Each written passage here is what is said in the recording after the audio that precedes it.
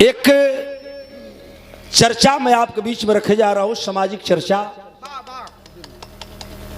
रामायण महाभारत के साथ जीवन मरण पर बड़ा विस्तृत रूप से चर्चा हो गई।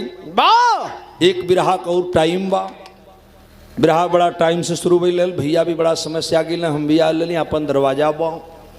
धीरे धीरे 2:30-3 बजत बा। एक बिरहा में उआरा नियारा हो जाइए। आप लोग प्रेम से बैठ के खाली सुनी। जे भैया बा तनि सा हाथ जोरी बा कि अब बैठल हैं तो उठान हो तबे जाए तो सब निकल गया। जमाना ये कहाँ जाएगा, बड़ा अजीब दुनिया हो। लोगन की मानसिकता कितना बदल गई बा, और जब मजबूरी आती है तो लोग किस रूप में ढल जाते हैं। एक गजब कहानी आपके बीच में रखत है। कहानी तो सुनला से शुरुआत में लगी कि ऐसा बिरहा बहुत सुन ले हैं या, लेकिन गौरी शंकराचार्य चैलेंज नहीं बोल रहा है, लेकिन दावा है कि सुनने के बाद आप कल्पना करेंगे कि आचार्य जी कोई चीज सुनाए। बिरहा जाके आखिरी में रौद्र रूप ले ली। वाह वाह। और श्रृंगार करुण कहानी के कांड के साथ साथ आखिरी में बिरहा रौद्र रस का रूप ली। कैसन कांड बा, तनी से बना के हाथ बेटा।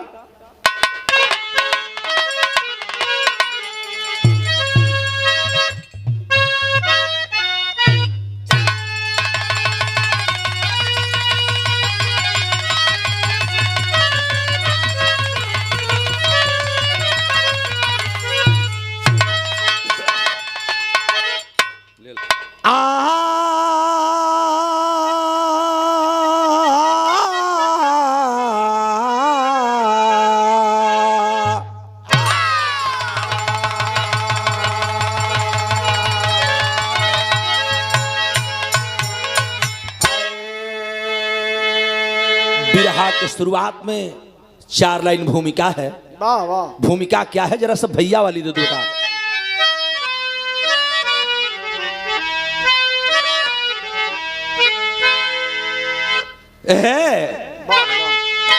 आज मनई ही मनई का दुश्मन बनल। स्वतः अपनी कलम से लिखी हुई यह लाइन है, और भोजपुरी का मुक्तक।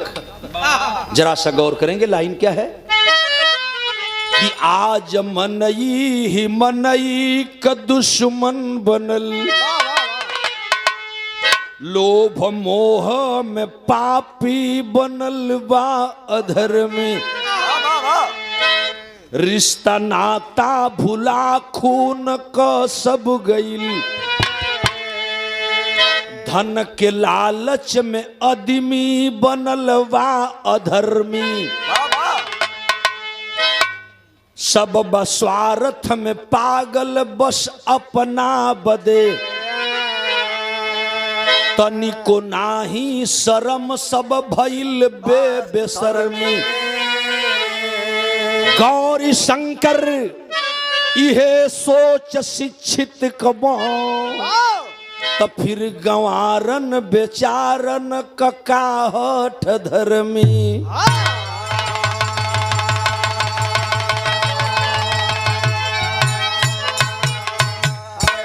सब स्वार्थ में पागल बस अपना बदे, आज लालच में आदमी बनल बा अधर्मी। गौरी शंकर कलम सोच शिक्षित कबा, तो फिर गंवारन बेचारन का हठ धर्मी। जब शिक्षित ही भटक जाएगा, पढ़े लिखे लोग भटक जाएंगे, तो हमारे समाज के सर समाज के भाई जो अनपढ़ हैं, गंवार हैं, देहात में रहते हैं, गांव में रहते हैं, इनके पास सोच कितनी है, किस पर हम सोचेंगे। एक लाइन कव्वाली का टुकड़ा बा। कौन कव्वाली बा हम बताओ थी मुन्ना, कौन कव्वाली बा?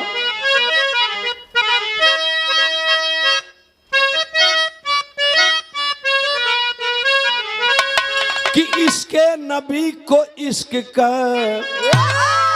अरे इसके नबी को इश्क का अरे जीना बना लिया, इसके नबी को इश्क का जीना बना लिया।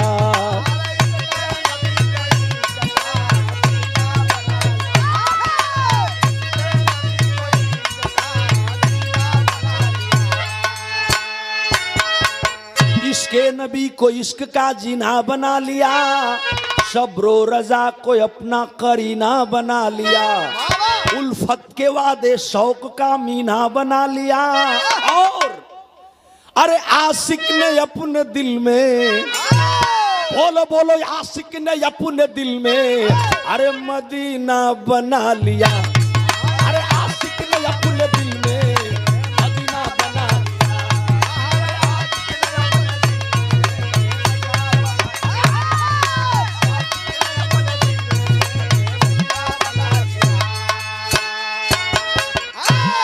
भाव है बिरहे में क्या कि अपने हुए पराए, ये चचा अपने हुए पराए, अब विश्वास खो दिया। अपने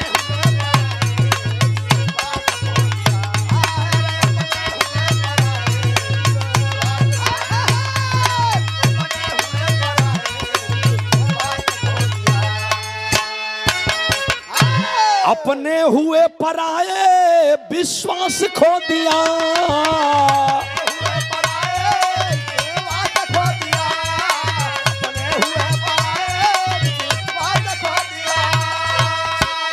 हिमगिर पिघल गया धरा, अरे हिमगिर पिघल गया धरा, अरे अंबर भी रो दिया। हिमगिर पिघल गया धरा,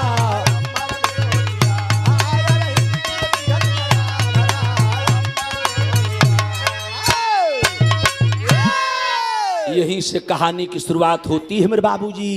बतिया बा कहाँ के तनी से गौर करब, लाइन धल गल बा का बता।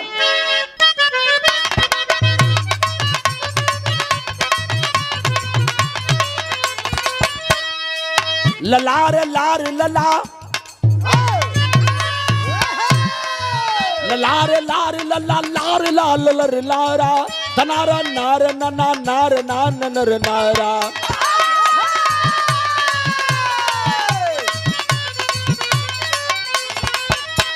जिला देवरिया, जिला देवरिया बसा बनकटा एक थाना है। जिला देवरिया बसा बनकटा एक थाना है, गांव प्रतापपुर राजपूतों का घराना है।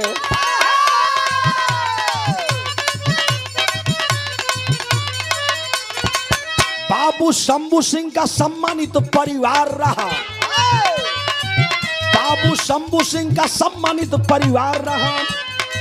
एक ही बेटी राधा से सजा दरबार रहा।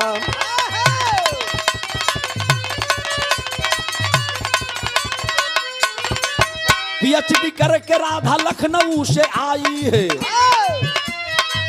पीएचडी करके राधा लखनऊ से आई है। करूं बेटी की शादी चिंता मन में छाई है।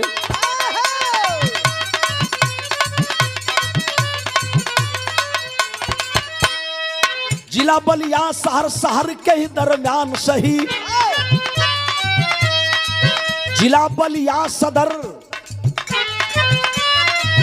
जिला बलिया सदर शहर के ही दरमियान सही। ठाकुर द्वारा एक महल्ला आलीशान वही।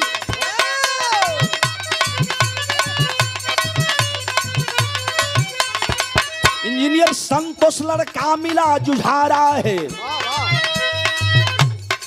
इंजीनियर संतोष लड़का मिला जुझारा है।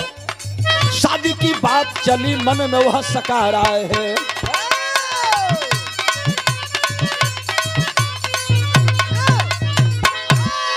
बतिया के समझ ले पंचो, ताकि बिरहवा समझले में दिक्कत न हो। देवरिया जिला में जब जाइबे एगो बनकटा थाना हो, बनकटा थाना के अंतर्गत रामपुर करखन्ना, रामपुर करखन्नवा के बगलिया में प्रतापपुर गांव, प्रतापपुर के रहे वाले शंभू सिंह जमींदार, वाह वाह, शंभू सिंह जमींदार के कैल बेटी नाम रहल राधा। वाह, एक लड़की है, सैकड़ों बीघा का खेती है, रहूँ तमाम पोजीशन हो। एक जमींदार किस्म के व्यक्ति हैं, सोचलन बेटी के अच्छी शिक्षा दूंगा। बलिया से पढ़ा करके और लखनऊ भेजते हैं। लखनऊ यूनिवर्सिटी के बाद बच्ची पढ़ते पढ़ते अध्ययन करते करते पीएचडी की डिग्री उपाधि लेकर के लौटती है। राधा जब पढ़ लिख के सयान हो गई तो ये चचा सबकी उखी पतई है। लोग कहल कि लड़की जब सयान हो जाली तो बाप के चिंता हो जाली, लड़की का बियाह करे बदे। अब देखी बिरहा, बाबू के चिंता हो गई। सम्मानित परिवार शंभू सिंह सोचने लगे कि बिटिया के सगाई कह दें। लड़का खोजत खोज बड़ा परेशान भइल, लेकिन योग्य बर बगलिए मिल गई। बलिया शहर में जब आप जाएंगे, बलिया शहर में ओवरब्रिज जो ही क्रॉस करेंगे, ओवरब्रिज के पूरब साइड में रेलवे स्टेशन से सटे कुछ दूरी पर एक छोटा सा मोहल्ला है, ठकुरद्वारा। ठकुरद्वारा मोहल्ला में वो लड़का मिलल। लड़का का नाम संतोष, इंजीनियरिंग की पढ़ाई करके आया है। लड़की की जो लड़का बा यह सोच करके और बिटिया का बाप संतोष के पसंद कर ले। आज जब पसंद कर ले तो बिरहा में बड़ा धुन आप सुन ले ही। हम जब लड़का रही भैया बतावत रहे कुछ पुराने जमाने के तर्जन के याद धरुला। आज बिरहा में रंग आवल, कबो कबो मन झूम जला। उस्ताद काशीनाथ यादव से जब बिरहा होए जो समय आरक्षण चल रहे, 2 4 10 20 दंगल हम भी गौली। और जब बिरहा होए तो वो समय वो एगो लाइन गा बिरहा में हम लिखली। कौन गीत रहल बेटा?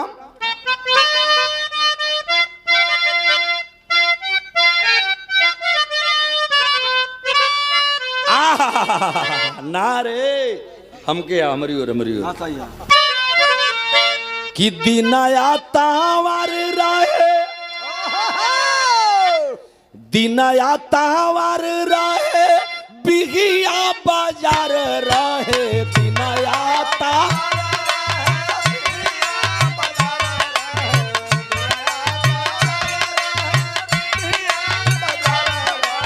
दिनाया तावर रहे, बिगिया बाजार रहे। भलवा पर हलवा करो लसिरे बाबनवा।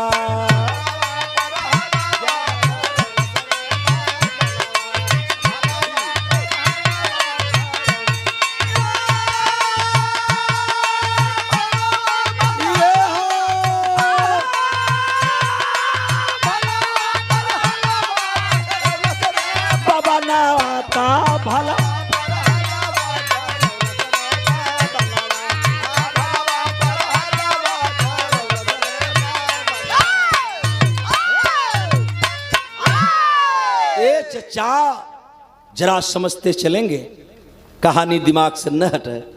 काभल कि शादी वाली बात चलल, परिवार राजी भइल।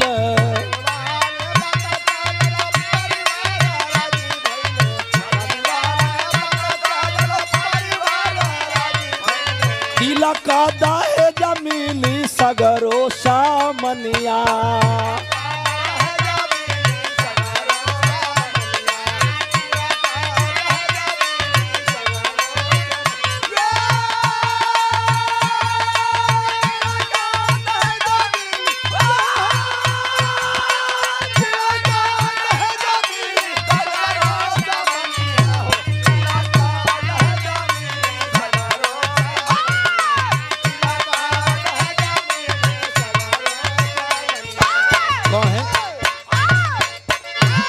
कहे बाबू शंभू सिंह या केली राधा बिटिया हो।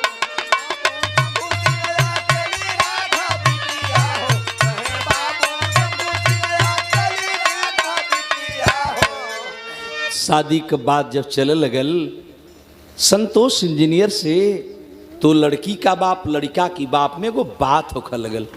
आज के जमाना के हिसाब से कलम शंभू सिंह बताए कि सरकार हमारे कल की हो 500 बीघा खेत बा, कोनो भगवान कमी नहीं खा दिले। त्रिभुवन सिंह कहल कि तब तुहार एक लड़की है तो हमार दूगो थोड़े हुआ, हमरो तो एक लड़का है। कहल कि बड़ा भाग्य है, जोड़ा बढ़िया लगल बा। तिलक दहेज जुग में जेकर सफलता सब देत बा, फॉर्च्यूनर ले लोग देत हुआ। हमके लगा था हवाई जहाजिया रेलगाड़िया खाली बाकी है। भैया हो कहलन का तनी से गौर करन। कि ए बाबू कहे बाबू शंभू सिंह अकेली राधा बिटिया हो, तिलक दहेज साथे सगरो समनिया। तब लड़का का बाप बोल देला कि बेटावा का बाप त्रिभुवन सिंह ही तमित,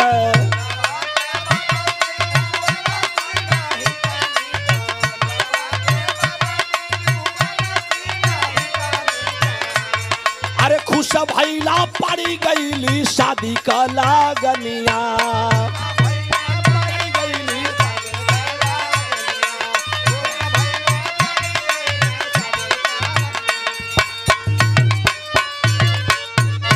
त्रिभुवन सिंह बलिया वाले ठकुरदारा महला जिनका लइका रहल, दोनों जने में बात बनल, कल तिलक दहेज का माँ बतिये कहाँ बा। अरे जब एक लड़की बा तो जितना खेती बाड़ी मर मकान सब बाय उ कुल हमरे न होई, बिहवा हो जाई तो लइकवे के न होई। ते से मंगलो कुछ गलत बा, हित ना संगतिया समझल भैया, ऐसे बढ़िया तिलकहरू फिर ना मिली। यह सोच के त्रिभुवन सिंह संतोषवा का बियाह तय कर दिलन। आ जब संतोष का बियाह तय भयल तो ये चचा तनी दिमाग लगाई, बलिया में दिन धरा था।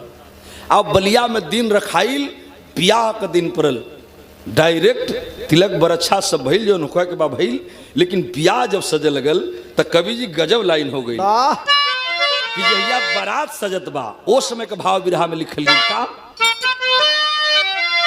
कि बजल बंडा बाजा डीजे सजाली बरतिया हो,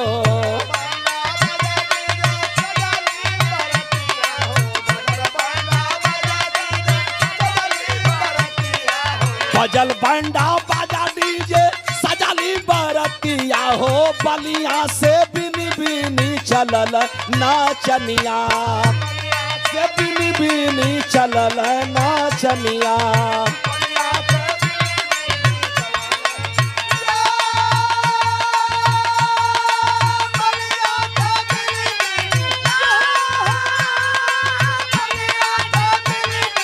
चलला नचनिया हो, बलिया से बिनी,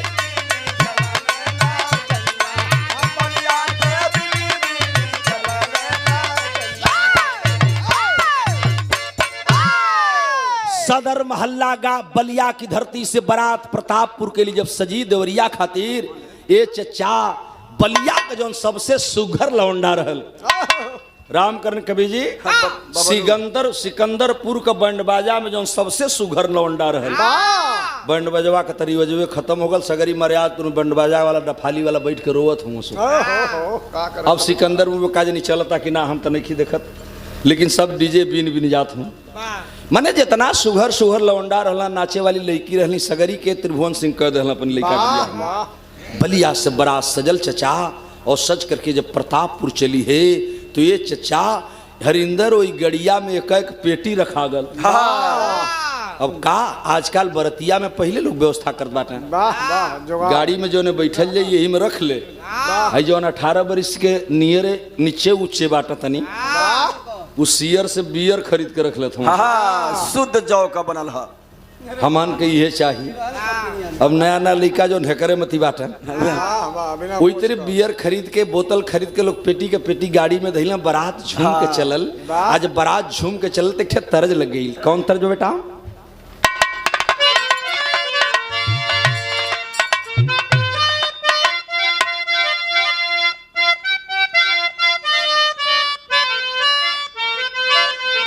छपरा संगरिया में अरे पिकला रे चरखावा देवर मोर जोगी हो भइले,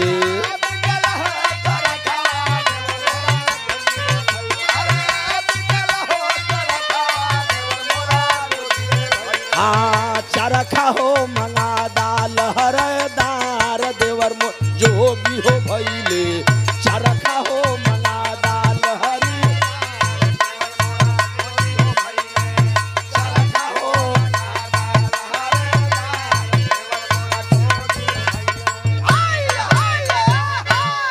बजल बंड बाजा डीजे साजली बरतिया, सज के बरतिया हो चलली,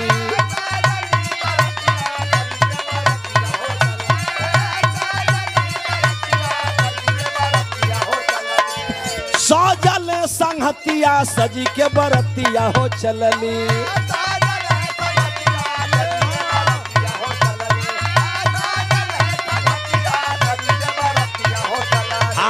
दुल्हे राजा चलल ससुरार सज के बरतिया हो चलली। दुल्हे राजा चलल ससुरार।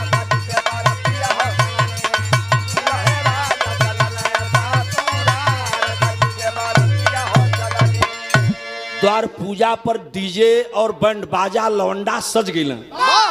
इतना सुघर नाच होत बा जितना लौंडवा नहीं खसा नाचत तो से ढेर लइकवा नाचत बाटे सो। भइल तमाशा वही दुआरी पर।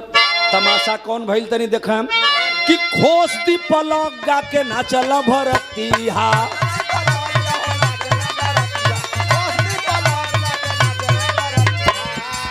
दूल्हा के थे खुश भइल घरतिया।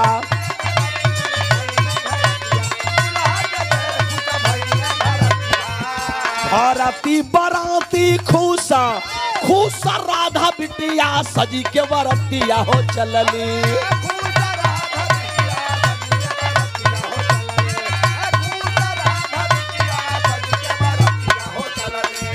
घरती बराती खुशा खुशा राधा बिटिया सजी के बरतिया हो चलली।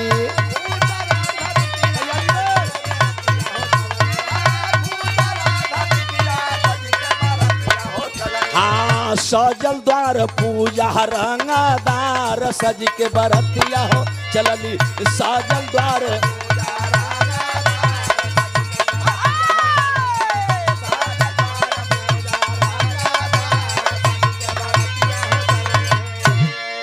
भैया बलिया सदर से बड़ा चल करके देवरिया में जब प्रतापपुर पहुंची सजल द्वार पूजा परछावन भइल मड़वा ना भइल जवन स्थिति बा वहां स्वागत भइल। बरतिया नाच गाय झूम करके मगन ये बात से बाटा कि ये कही लइका शंभू सिंह का सॉरी ये कही लइका त्रिभुवन सिंह का बलिया वाले और एक लड़की शंभू सिंह का एक लड़की रधवा बा। और जे लड़की का बाप बा इनका 500 बीघा जमीन बा खेत बा मकान बा बिल्डिंग बा तमाम तरह का इनका रोजगार बा। बियाह भइले के बाद ई सगरी दुल्हवा कन हो जाई। इहे तो बतिया घर के गई सगरी हमरे बा। दुल्हा के जब दिमाग में बैठ गई कि ससुररियों को अकेले आ घरों को अकेले बाबूजी का सगरी धन हमरे और ससुरार का सगरी धन हमरे। जब ये बात दुल्हा के मन में बैठल बाबूजी तब बिरहे गजब न हो गई। अब शादी तो हुई राधा से बियाह हो गल। संतोषवा का संतोष विदाई कराया सवेरे। रात के समय बियाह बैठल माई बहन झूम के गाड़ी गावे हो। आजकल लड़की कुल डायरी लेके गावत है सो। पहलवा जमाना रहले चचा गीत होए तो हर टाइम का गीत जौना मौका का गीत रहे वैसने मौका का गीत माई बहन गाँव। अब बड़ी निक लगे हो हरिंदर सदेव भैया बड़ी निक सचमुच में लगे। परछौना पर गीत अलगे होत बा मटकोरा का गीत अलगे होत बा नौह कटात बा तो अलगे गीत होत बा पोखरा खानाता तो अलगे गीत होत बा खाना खात बना तो अलगे गीत होत बा इमली घोटावत बना तो अलगे गीत बा। माई बहन गावे लोग बड़ा सुहावनी लगे। एक लाइन खाली अंदाज हम बताओ थी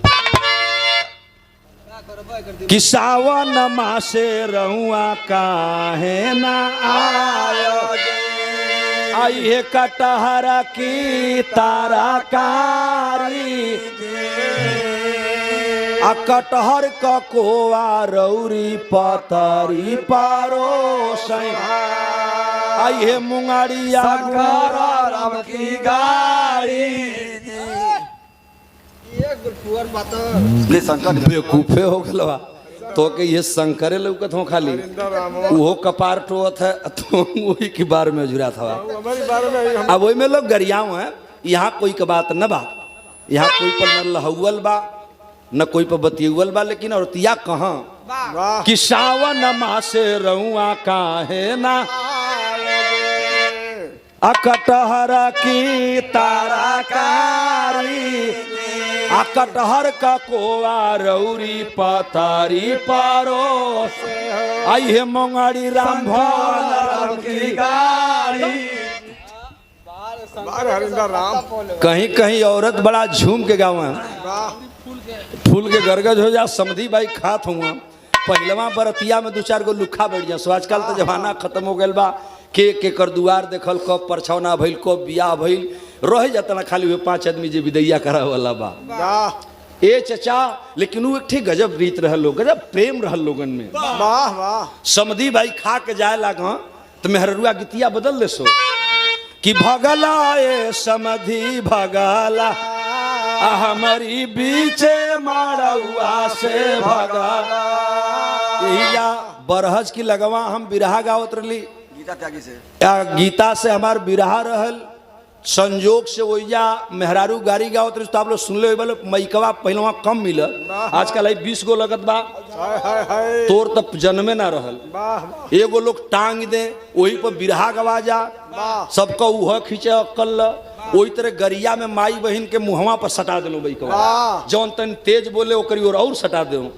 हम सुनल बात बताओ तनी वही में इहे गीत मेहरारू गावत रही से एगो में कढ़ावे लोग गोलते एगो घोटावे तो कढ़ावे वाली जौन रहल ई गीत गावे जौन घोटावे वाली गोलिया रहल ओमे एगो माई रहली उनका दतवा टूटल रहल उनका बोलिया तनी तुलतुलाह निकल आ जब तुलतुलाह निकल तो कौर औरतिया कहा कि अरे भगला ए समधी भगल तो हमारी बीचे मारौआ से भगला तो कह कि हगला ए समधी हगा हमारी ईचे आड़ौआ से हगा। औरतिया कहा से कि भागत भागत समधी तामू में तो कहा कि हंगत हंगत समधी तामू में मने कह से औरतिया और कहा कि भागत भागत समधी तामू में तो उनका बोलिया तुलतुलाह निकला तू कह कि हंगत हंगत समधी अमू में तो कबो कबो ऐसनो संजोग हो जाला। बिरहा का गीत कौन बा बेटा कैसे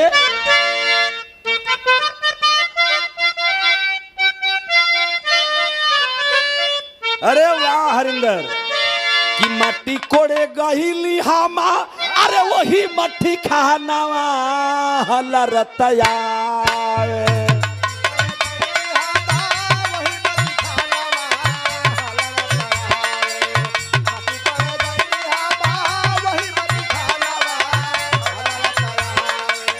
मट्टी खाने गहिली हामा वही मट्टी खानावा हलरतयावे लारे जो बानवा हलरतयावे लारे जो बानवा हलरत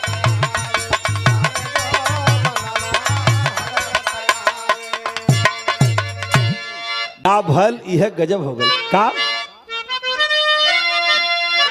कि रतिया बिताला होई कैला सिंदूर दहनावा मनावा में खूम मनावा में झूम रतिया बिताला होई रतिया बिताला होई कैला सिंदूर दहनावा मनावा में झूम राधा पा सजानावा मनावा में झूम राधा पा सजानावा मनावा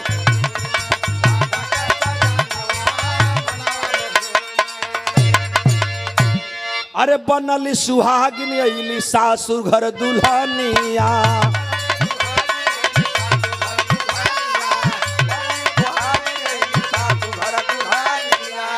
चाँद सने हरा चाँद सचे हरा निहारली जेठानिया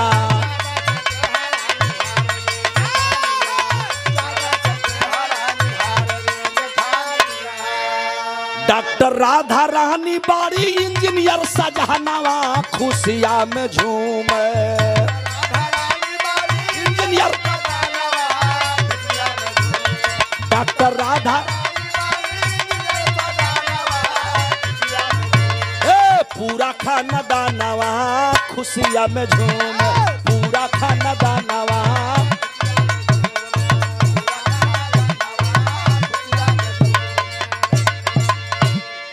दुल्हन बन करके राधा बिटिया जब ससुराल में आई मेरे बाबूजी, जवन लगुही पदुही रहली।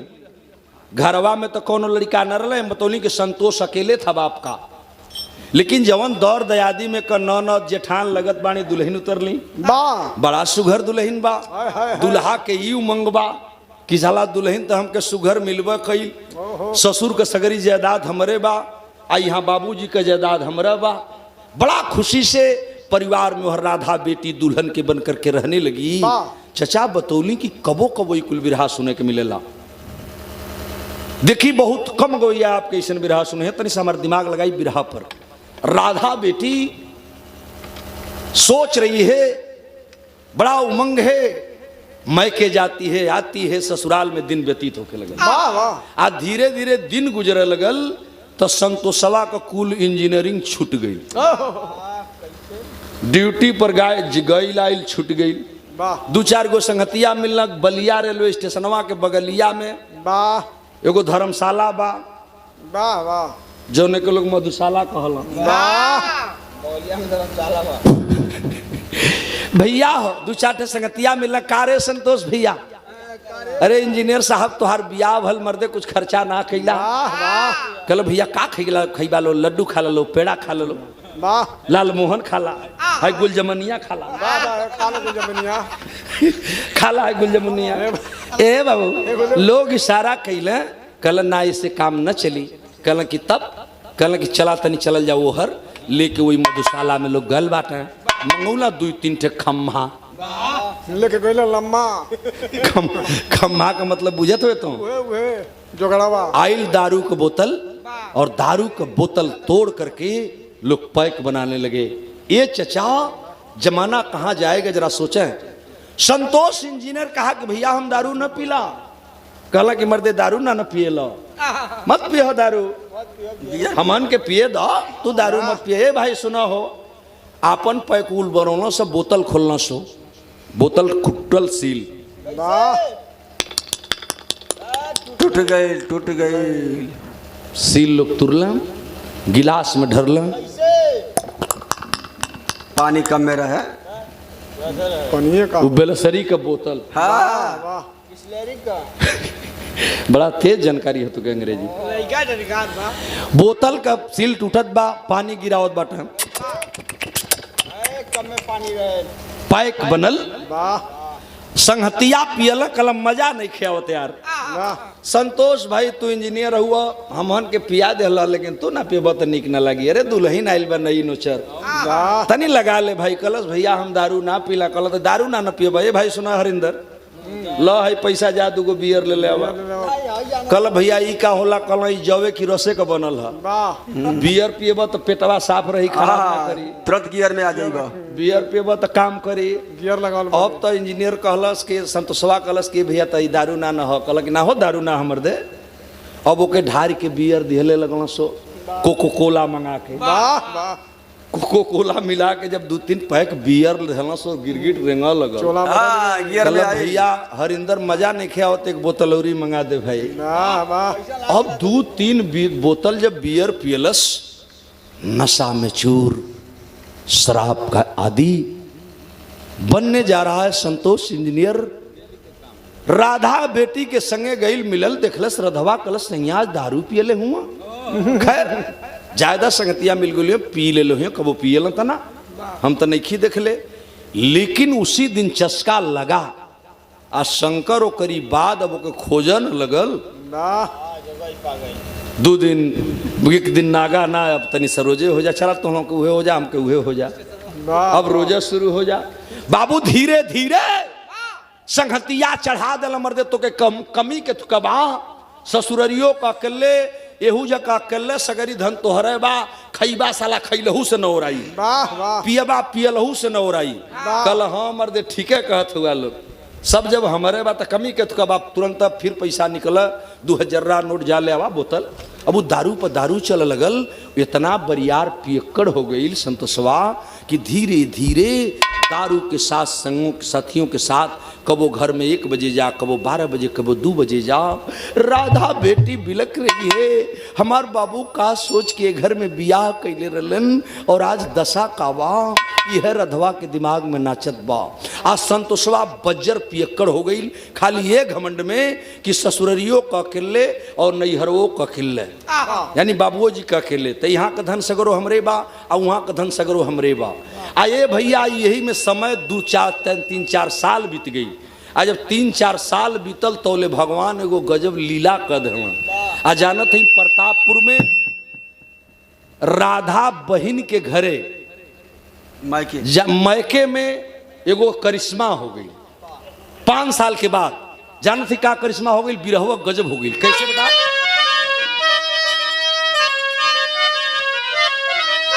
अरे नैहर में ये कमिल लबा बिरनाम,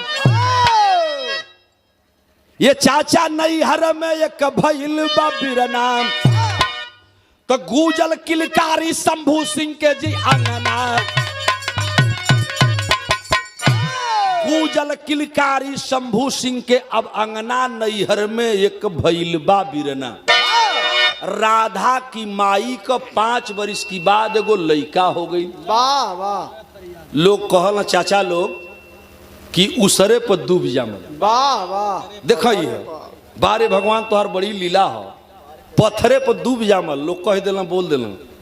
बुढ़ौती उम्र में, ढलती उम्र में राधा की माई की गोदी में एगो लड़का का जन्म हो गई। वाह वाह। आज जब बेटा का जन्म भइल, ई खबर पूरा गांव मोहल्ला देहात के लोग जनला, बड़ा खुश भइल कि शंभू सिंह का बेटा भल बा। इतना दिन की बात हो ये उम्र में, सबके बड़ा खुशी बा। रधवा बहिन जब सुनलस,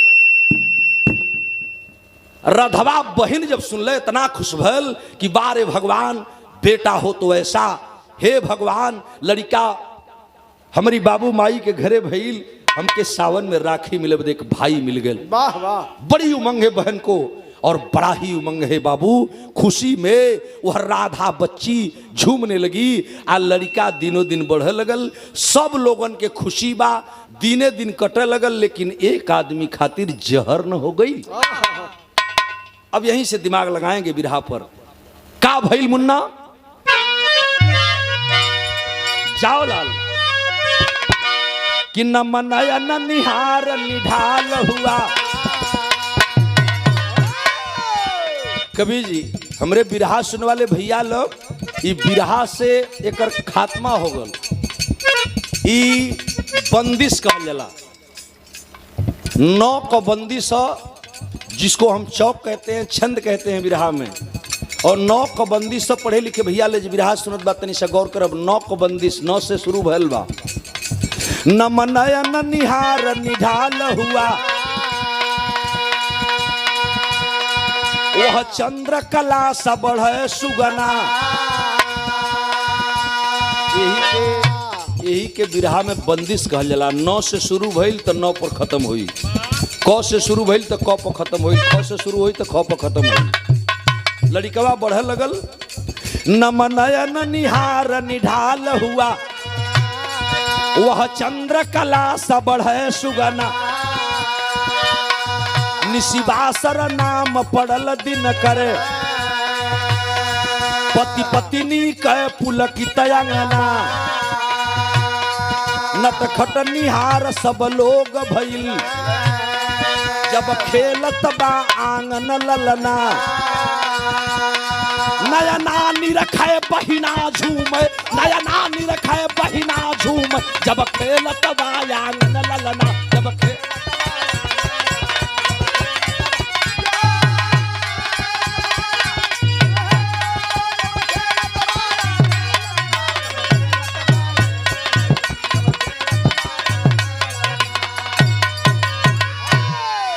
चचा धीरे धीरे वो लड़का साल भर का भइल।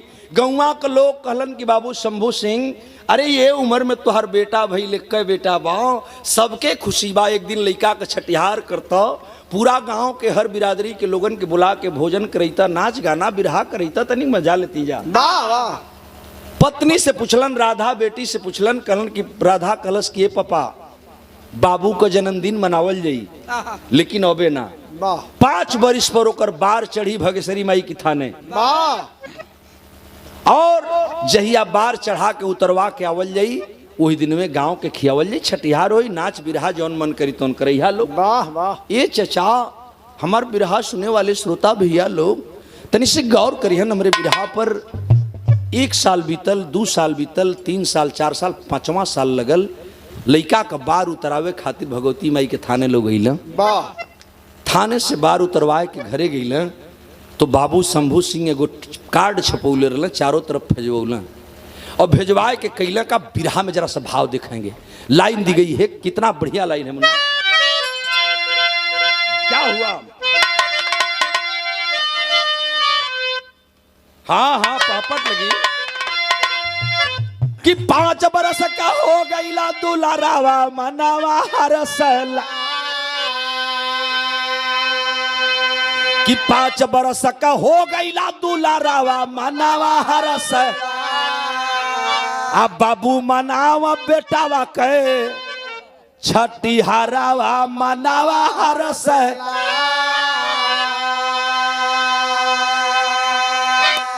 भैया जब लइका 5 साल का हो गल, शंभू सिंह अपने लइका का छठिहार का दिन रखलन, वाह जन्मदिन का दिन रखलन, और जौन सबसे बढ़िया नाच दुगोला रहल बलिया का देवरिया का, वही प्रोग्राम में कैले बाटन। सबको निमंत्रण दे दिए, सब लोग न्योता करे खाए खातिर बड़ा खुशी होके चलल। जैसे हमरा सुभाष भैया के दरवाजे पर, रामाशीष भैया के दुआरी पर सब लोग आई रहल। वाह बिरहा भइल सबेर होखे जात बा, ई उमंग बा, भैया का प्यार बा, भैया बतौलन न कि स्नेह बा आप लोगन का। ये चचा तनी से गौर करब। शंभू सिंह अपने लइका का छठिहार के दिन दहिला पाती भेजवले हूँ, सबके तो नीक लगल, बवाल कहाँ होखे जात अब दिमाग पर चढ़ी भी रहा क्या कि छठ पूजन के बाबूजी, ये बाबू छठ पूजन के दिन बाबूजी हित मीत बोलवाए हो। सब हित मीत रिश्तेदारों को बुलवाते हैं। यही नहीं, बजी बधाई दुआरा पर नाच गाना भी करवाए, अरे खुशी में भोजन कराला सब जवारावा मनावा। ये चाचा खुशी में भोजन कराला सगरो जवारावा मनावा, लेकिन अरे जीजा बनल साला खातिर जहारावा मनावा हरसला। हित मीत संगी साथी सब लोगन के खुशी ये बात का बा कि शंभू सिंह का बेटा ए उम्र में हो गई। सब लोग छठिहार में खाए खातिर गई, लेकिन ये छठिहार के बाद जब संतोषवा बलिया वाला सुनल, सुनकर दमाद कल साला अगर इस लड़का न आयल होत, ये लड़का आ करके हमरे जिंदगी में जहर घोर देलस, और इस साले का जन्म नहीं होता तो मैं करोड़पति होता। वाह इहे तो कुरफात का गई ओकरे दिल में। जौना के संगे रोज शराब पियत रहल दादा, ऊ बोलौलस संगतियन के कलश चले के हसर ससुरारी, फर्स्ट क्लास फॉर्चूनर गाड़ी है, वही में कुल व्यवस्था करके धरा गई। जैसे गिलास पानी सगरी बलिया से धैल सो। आ ये चचा सच्चाई बता रहे हैं, वही बलिया से पैक बने लगल, पियत पियत दारू बलिया से धीरे धीरे, और यही मैरवा के रास्ते, जब मैरवा आप लोग जीवा, मैरवा के बगलिया में रेलवैनिया के पहलवा एगो सड़क निकलल है, वही सड़क से हो करके जब आप जाएंगे उत्तर साइड में, वही पर प्रतापपुर गांव बा। ये चचा मैं बता रहा हूं, जब अइलन से मैरवा नशा में दूत हुआ, घरे लोग पहुंच गए हित में सगरी, भाई संतोष ना अइलन, घर ही का दामाद एकलौता दामाद अइलन ना। बात का है धीरे धीरे नाच जम गई, और नाच गाना जौने कैले रहलन, नाच जम गल, सब लोग नाच बिरहा सुनला में मस्त बा। जब रात गहराइल तई अपनी 5 ठौरन के लेहले, ड्राइवर को छोड़ करके 4 साथियों को लेकर के और गया। और राधा बेटी बड़ी बेचैन हो कि हमारे बाबू का छठिहार है और हमारे स्वामी ना आइला, कब आई हो, बड़ी बेचैन हो। 10 साढ़े 10 बजे रात को नशा में केहू तरह गाड़ी से उतर पौलस, और ढहत चारों संगतियन के लेकर के पिछवाड़े के रास्ते 3 मंजिला बिल्डिंग रहल, जैसे भैया का मकनिया बा वही मकान में घुस गल। ये चचा सब लोग तो नाच गाना के चक्कर में बा, लेकिन ई साला कमर के अंदर फेटा कटारी छुपाया है, खोज रहा है कि सब लोग नाच में मस्त हुए, ऐसे बढ़िया मौका न मिली। संगतियन के लेके घर में गई आ खोजे लगल कि उस सरवा हमार कहाँ बा जौने का छठीहरवा मनावल जात बा। का भाई देखा इंसान किस कदर हो गया है। बाबूजी बिरहा गजब होके जात बा। का बेटा कि भोजन करके ही तमीज सब देखा नचिया गाना हो, आ जीजा सोचा साला ऊपर कब लगी है निशान। अरे घुसा है घर में हाथ लिए हथियारावा मनावा हरस, आये चाचा जीजा खातिर साला बनल जहरावा मनावा। कमीना कुत्ता हरामजादा संतोष सिंह कटारी लिया है साथ के संगतियन के लेके कट्टा बंदूक पिस्टल ले ले हुआ, चुरौले हुआ, कुल घर में घुस गई। आ संगवा का संगतिया जब घरवा में गई तो सोचला छोड़ा सा सारे ये से का मतलब है, ये जाके अपनी सारे के खोजे जो ने लड़का के छठिहार है, हमन को उन्हें थोड़े जाए जाई। ऊ का कर लगलो सो वो कमरा में वो रूम में जा कर के गहना बिखो रुपया पैसा जौने झांपी अटारी में मिलत है वो के हाली हाली जौन जहाँ खोसे तौन तहाँ खोसा।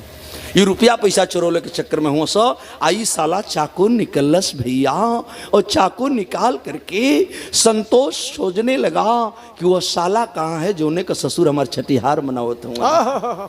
बज्जर पर गए दद्दा, अब बज्जर परल कैसे बिरहा गजब होखे जात बा। आल्हा लिखल गल बेटा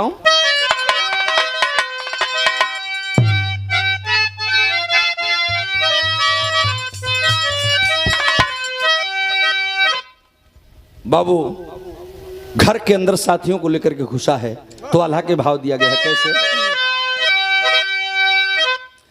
कि धानवा कलो भी जी जाए भैले हथियारवा आए हैं। अरे अब तनिया गवा कसू नहीं जहा,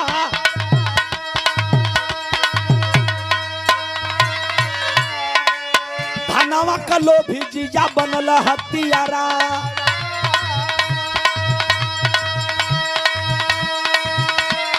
होई गई न सिरा पर खून या सावार,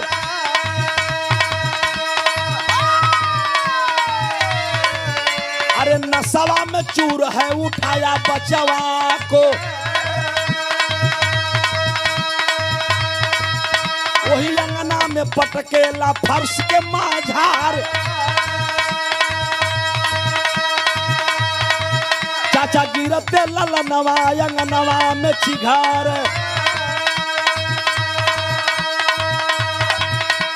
राधा बहनी जाग गईली सुनी के लाकार।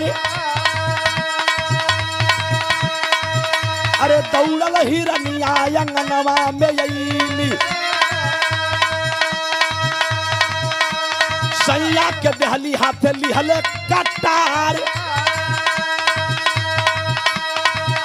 अरे सैया के देहली हाथे लहले कटार।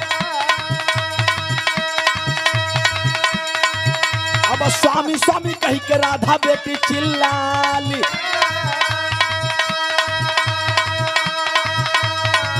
अरे तौले पापी कह दहलस कटरिए कौवार।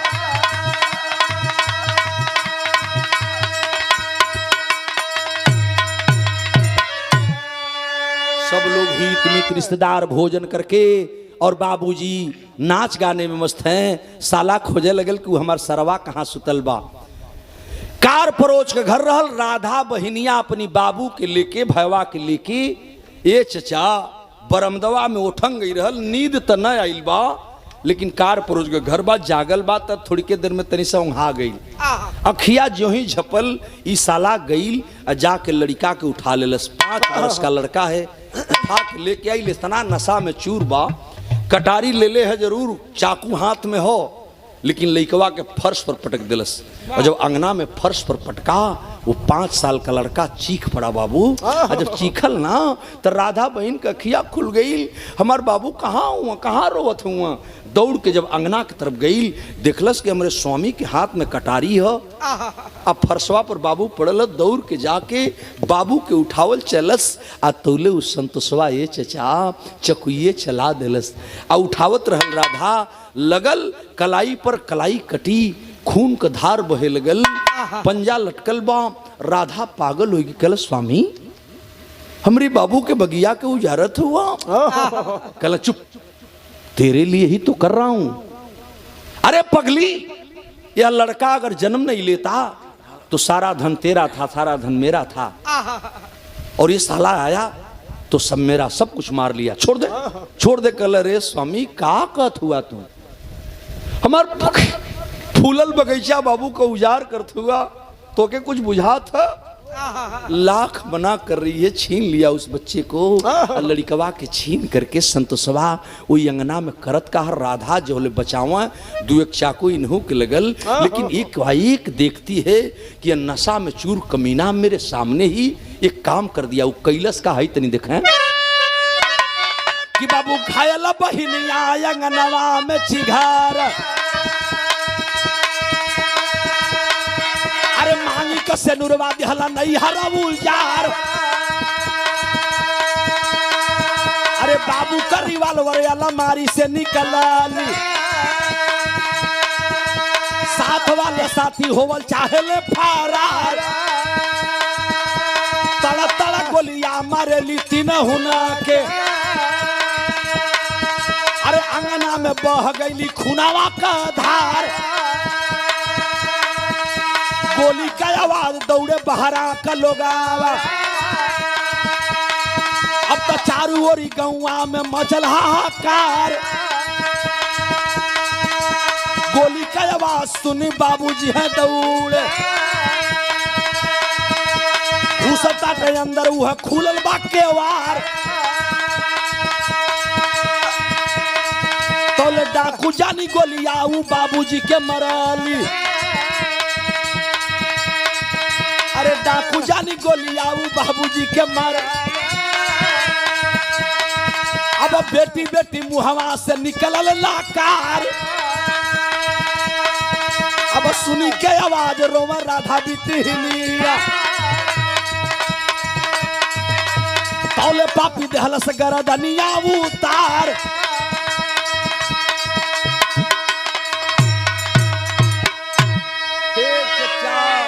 स्वामी ना मनिहन, ना मनबा, छोड़ दा हमारी बाबू के ना मनबा। दौड़ करके गई, शंभू सिंह की लाइसेंसी पिस्टल थी, उठा लेती है राधा और लाइसेंसी पिस्टल लेके आई। ये चचा जो तीनों साथी साथ में गए थे, तीनों के देखलस कि गहना बिखो रुपया लूट के घरवा में से ही भागल जाता हूँ, और लोग आयल बटा का। पिस्टल तान करके तीनों को गोली से मार डालती है और गोली मरलस। साले लहूलुहान होकर जमीन पर गिर पड़े। सारे लहूलुहान होकर जमीन पर गिरलन। गोली चल लगल, नाच में भगदड़ मच गई। ये गोली कहाँ चलत बा? बाबूजी दुआरिये पर बैठे रहले, जिसे हमारे सुभाष भैया बैठल हो दरवाजा पर, यही तरह दुआरी पर बैठे रहले। भैया हो ओहर से लोग देखत हुआ कि अरे गोलिया तो घरवा में चलत बा। बाबूजी दौड़ के गईला, दरवाजा खुले रहल। जब अंदरवा गईले, देखला कि राधा बेटी के हाथ में पिस्टल है। हमारा दामाद खड़ा है, चाकू लिया है, मेरे बच्चे को हाथ में लिया है। रधवा समझलस कि कोनो डाकू दुआरिये पड़ आ गई, तो 3 ठौरन के मरले रहल। उसी तैस में न आव देखलस न ताव। जो ही बाबूजी दौड़ले गई ना, तो ले एक गोली अपने पिता के सीने में मार देती। जब बाबूजी के गोली लगल है चचा, बाबूजी के मुंह से आवाज आ गई पंचो कि बेटी बेटी राधा, ये क्या कर दिया तूने? और जब रधवा सुनलस की तब बाबूजी बोलत हुआ, कहला बाबूजी तू कैसे आया? बहन दौड़ के राधा अपनी बाबूजी के बतिया सुनल चाहत बा। और तौले साला संतोष को मौका मिल गया और उस संतोष सिंह चाकू को चला दिया बाबू। और 5 महीने का अबोध बच्चा एक गर्दनिया पर चकुया चला के रेत देहलस और अंगनवा में काट के गर्दनिया और धड़वा फरसवा पर फेंक देलस। बाबूजी की तरफ बेटी है देखलस कि हमार सैया हमारी बाबूजी के बगीचवा उजाड़ दिलन, हमारी बाबू के काट दिलन। अब ना बर्दाश्त हुई बाबू। रिवाल्वर हाथ में है, पिस्टल हाथ में है, 4 गोली खत्म हो चुकी है, 2 ठे गोली बचल हो। दौड़ के स्वामी के पास गई आ कहलस कि स्वामी ऐसे सुहाग की जरूरत नहीं है। बारे बेटी, बारे हमरा समाज के बेटी, तनी सा 2 मिनट दिमाग लगाई। हम बतौली कि बिरहा रौद रूप ले लेलस। का भइल कि डाकू जानी गोलिया वो बाबूजी के मराली, अरे वो हर पापी दहला गरदनिया उतार।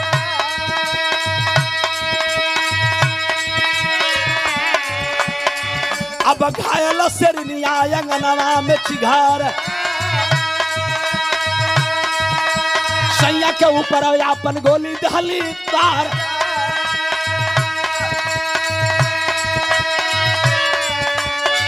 सिरनी पागल हो गई बाबू, राधा पागल हो गए चचा, राधा पागल हो गए हो। अब पागल हो करके पिस्टल की तीसरी नहीं 4थी गोली अपने स्वामी की तरफ तान दिलस।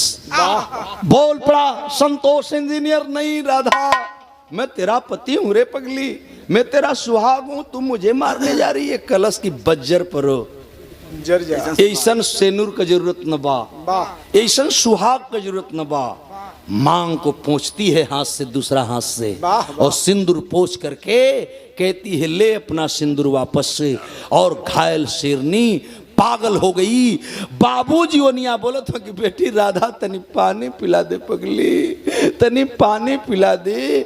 आज जो ही सोचलस कि बाबूजी के घुट पानी देई, ओहरिया लपक के गई तोले इशारे भागल चाहत बा, छोड़ देती है पिता को और घूम गई शेरनी और ठाए दे सीने में सटा करके गोली मारती है। वाह वाह। लोग सोचलन कि बड़ा देरी ले गोलियां बंद रहल, फिर गोली चल गई।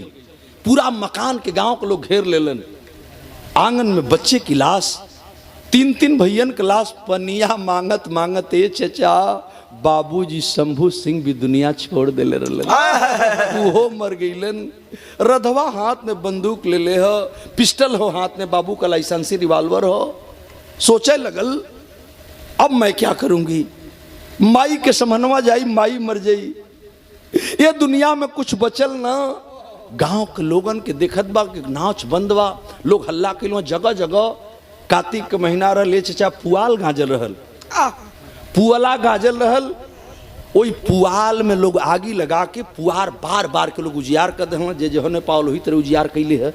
इधर नाच के उजियार बटले बा, मकान के लोग घेरले हुन। तब तक वह राधा बेटी, बाबूजी गोली तो स्वामी को मार चुकी थी। एक आवाज देती है कि स्वामी तो एक बात मेरी सुन लो। का कहलस लड़की आ करे के जात बा बिरहा के आखिरी में जरा देखें। स्वामी के लसिया के लगवा गई, कहलस स्वामी तो के रुपया पैसा धन दौलत महल अटारी चाहिए ना, नेवासा खातिर हमरे बबुआ का जान मार देला, हमरे बाबू की बगिया के उजाड़ देला ना। तल्ला सीना पर रिवाल्वर है और वो लड़की गरज कर कह रही है क्या करी। बिरहा के आखिरी में जरा देखा।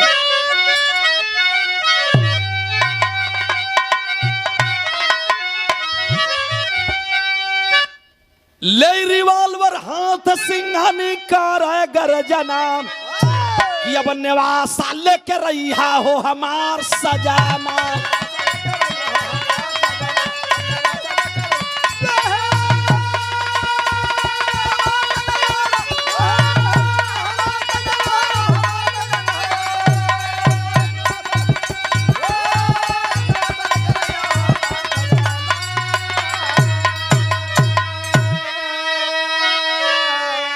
देख पिता की लाश तड़पती, चला दी तुरंत गोली, मार पति के सीने ऊपर, अरे खेली खून का होली।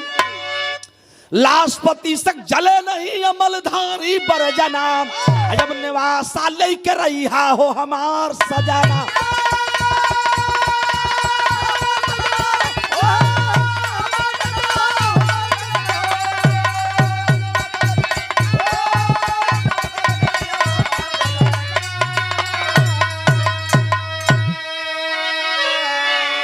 नैहर सासुर लूट गया, राधा है छत पर आई, चढ़ गई 3 तलिया बिल्डिंग पर। ये चचा गांव के लोग पुआल बार के देखत हो कि गोली कहाँ से चले थे। माई के छोड़ दिलस कि माई न जाने, भाग के सीढ़ी ध के छत धै लेलस। आखिरी गोली पिस्टल में है, सोच रही है कि स्वामी के मार देली, बाबू मर गई, हमार बगिया का फूल बाबू का सुगना मर गई, हमार भैया मर गई, तो फिर हमार रहला का जरूरत का बात। गौवा वालन के सामने कलश, गांव वालों यही न जानना चाहते हो कि गोली क्यों चल रही थी, तो सुन लो, जाके अंदर देख लेना, लेकिन मेरी एक बात नोट कर लेना, मैं अपना सुहाग उजाड़ करके आई हूं तेरे सामने। पूरा गांव के लोग कहें राधा आ जा बेटी, नीचे आ जा, कलश की मैं नहीं आ सकती। अब मेरी एक बात गांव वालों सुन लेना, मेरे ससुराल तक पहुंचा देना। मैं अगर मर जाऊं तो मेरी लाश मेरे पति के साथ न जलने पाए। गांव वालों से कह देना कि अगर लाश को जलाना ही है तो मेरे पति की चिता इसके गांव पहुंचा देना, और बाबू की संगे हमारी लसिया के जरा दी लोगे, हमार दादा काका भैया लोग। इतने कहलस और रधवा पगला गई चचा। अब पगला के कैलस का तनी सा भाई देखें, नैहर सासुर छूट गया, राधा गईली पगला, मार के सिंदूर, अरे धोए के सिंदूर छत के ऊपर राधा गईली आज। तो गम में डूब गई शेरनी अब, अरे करैली गरजना, जब निवास लेकर रहा हो हमार सजाना।